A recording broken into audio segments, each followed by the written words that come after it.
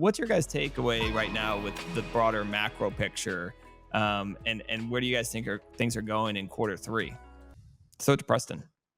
I think I can't remember what I said the last time we met, but I think I was talking about the momentum on the equity market just had shifted and turned green, Mhm. and that it was despite all the headlines. If I'm just looking at the price action, it's telling me that we're now starting another bull market. I think I said that last quarter, Yeah. and I did. So, yeah, so it's done well. That thesis has continued to play out.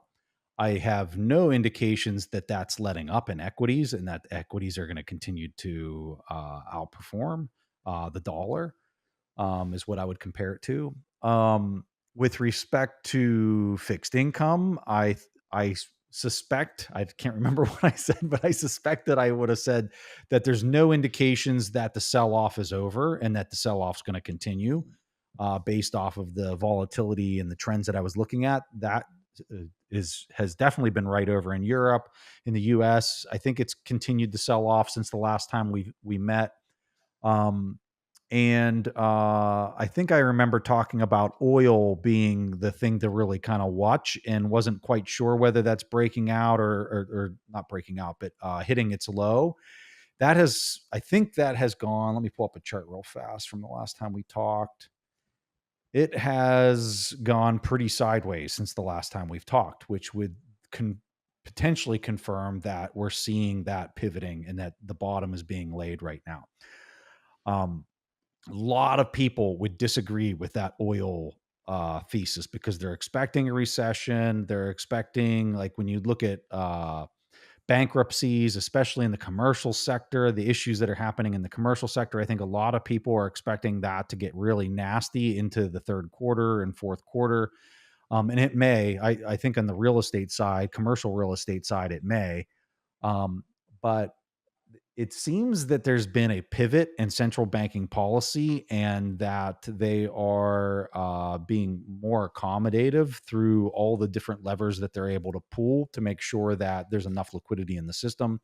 I don't, I, my concern goes back to my point that I made on the last quarterly update, which is, if oil, and this is a huge if, I don't know that it's going to do this, if it starts to rip and starts to bid, like it is going to cause all sorts of issues because of the treasury market sell off that will then continue to go even further than it was the last time that we talked. And that's going to cause all sorts of balance sheet issues for banks and anybody at that point, because they have to, as they're rolling the debt, it's just getting harder and harder. And I just don't know if what we're seeing in equities, and I had a little bit conversation about this with Luke Roman recently, is the price action we're seeing in equities, the flow of funds coming out of fixed income, and it has nowhere else to go because it has to chase after something that has a finite supply. Is that what's causing the equity run that we've seen? Is because you have this consistent selling happening in fixed income, and is that going to be persistent, which will cause the equity market to continue to run? I don't know, but the price action is telling me that it's still a bull market, that it's, since the last quarter, we're still in a bull market in equities. Well said. So first of all, people should listen to Preston's most recent conversation with Luke Groman if they haven't already. It was a great one. It always is. Thank you, sir. Thank you. It always is. And also, people should listen to Preston when he drops hints like, my momentum model is telling me something may have shifted in the market. Guess what? That was dead on right. It's not the first time I've heard him say something like that, and it's it's been an indicator of what's to come. Not financial advice. So yeah, it's I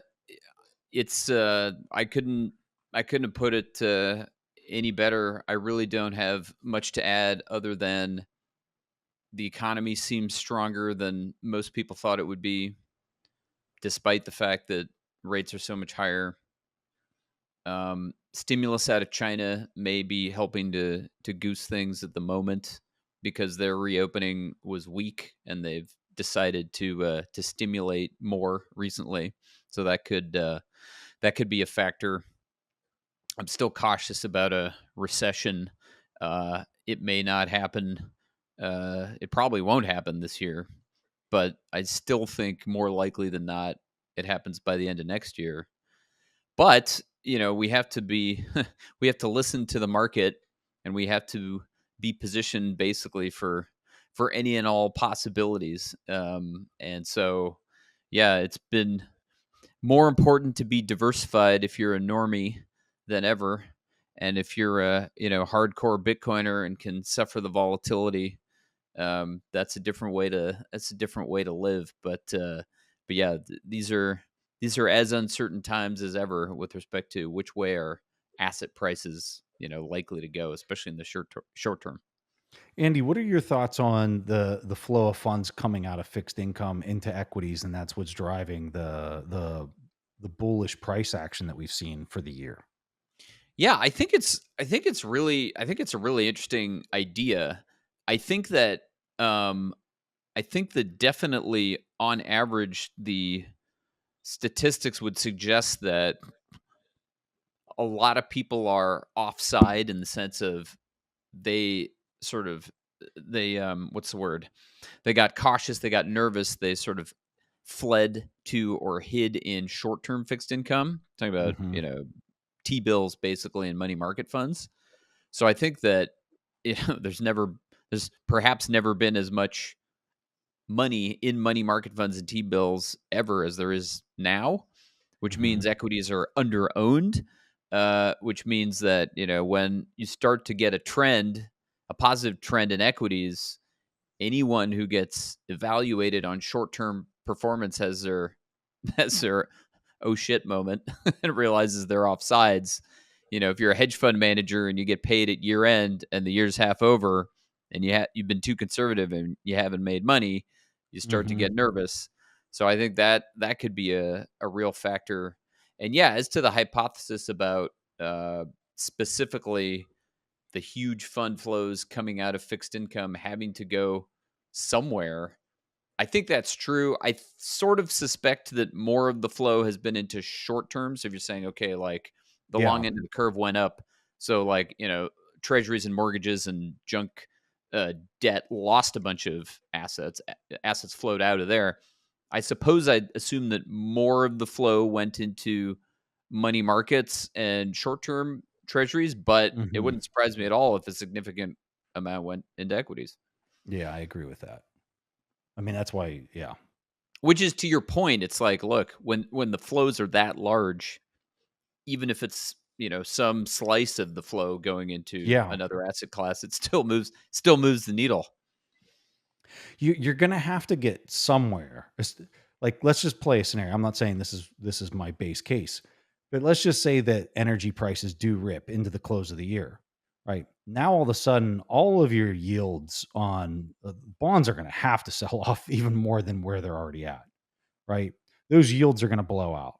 Everybody that's having to recap their duration in fixed income is going to do it at higher rates, which means that their earnings power for equity is lower. But like, where can you move out of fixed income at that point? Then and assume you don't understand Bitcoin, because that's most of your people, or think that Bitcoin is just like, this fake magic internet money, which is most of your participants in the market. Where do they go? They have to go into equities.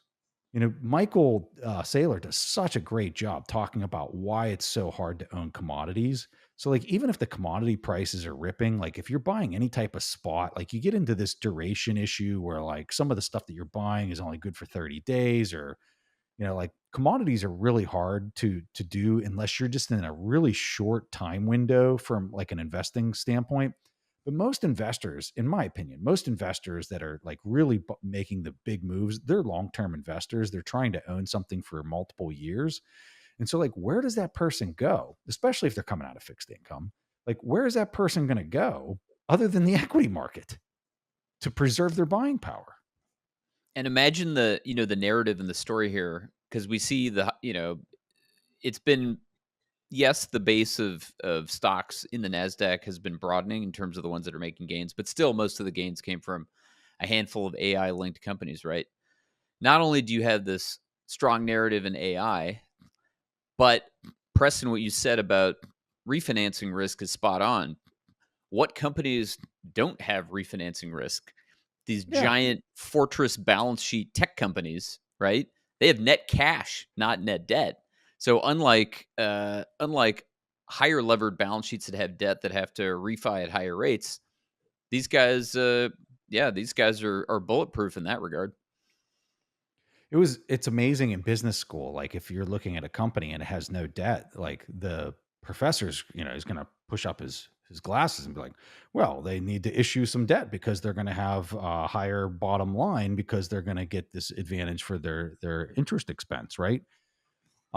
Which makes sense, but it's like, why are you trying to accelerate time if you can't employ the borrowing, the proceedings that you're borrowing, right, into some asset that is a reason why you're trying to outpace your competition.